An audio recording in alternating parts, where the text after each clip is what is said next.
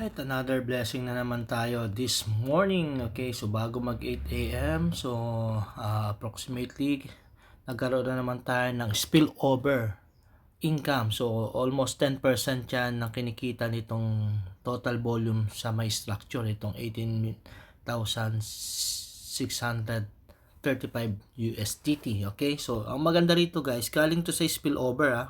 Ayan, no? So once na nakaposition ka, okay, from left to right, napoposisyonan ka dyan. So, minimum 250 para makaposition ka. So, lahat ng yan, majority na nandiyan dyan, spillover lang. Yan, katulad nito, yung sa left, may spillover na to 83, then ito 14,000 tong sa kanan. No? So, dyan tayo nag-override ng sa structure. Ngayon, so withdraw naman tayo. Every morning tayo nag-withdraw. Alright, so ang laking bagay nito, lalo na kahit tumataas gasolina, so binibigyan tayong pang gasolina, no? So withdraw na natin instantly. Okay, nakaka 218 na ako in total. So almost a week. Alright. Okay, so yan. So yan, 22.99 na naman. BNB gamitin ko, max. Okay, kinapi ko na yung wallet address ko. Nakapi ko na yung, okay, sino wala. Alright, max. Yan. Then paste my wallet address. Alright. Then ito yung security. Yan yung security niya. Ano yan? Yung Google Authenticator. And that's it. So nandito na yan. Immediately yan. Ang bilis niya, no? Kita mo? So ito na yung 22.9 agad. Okay?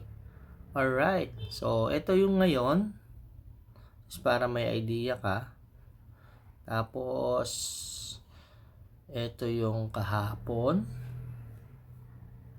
Ayan, 21. Yung sumunod na araw parang 22 din yun. So ito yung history dito sa loob. Okay, so yan po dito sa arbitration. So nandito po yung ating yan partner withdrawal. So March 24 ngayon is naka 22.9 po tayo. Then yung withdrawal investment to, may reinvestment kasi ako na 10. Naka-automatic kasi yung capital ko na parang yung kada 10 sa may passive income ko. Iba po yung passive income. Then ito yung March 23, okay, 21.77. Then yung March 22, 22.15. Yung March 21, 22.19. Tapos yung March 20, 23.43. Alright. Then yung March 20, no? So, pababa tayo. Yung March 8, 19 muna is 24.2. Yung March 18, dalawa yan, yun. Kasi may referral yung isa. Pero ito yung 24.16. Yung 17, 22. Grabe, no? So, almost ano yan, tas yung 16, so ganyan. So grabe, nakaka 200 na po tayo sa overriding lang. Pero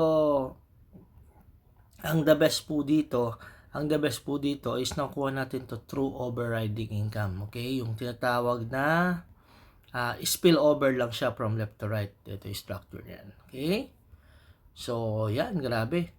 And mag-grow lang siya mag-grow kasi auto spill nga, kahit hindi ka nag-invite dito, automatic, kahit yung sarili mo lang yung mga account na dinisign mo, tapos ito mga to, may spill lang sa ilalim mo, mag-enjoy tayo sa kaka-override on daily basis.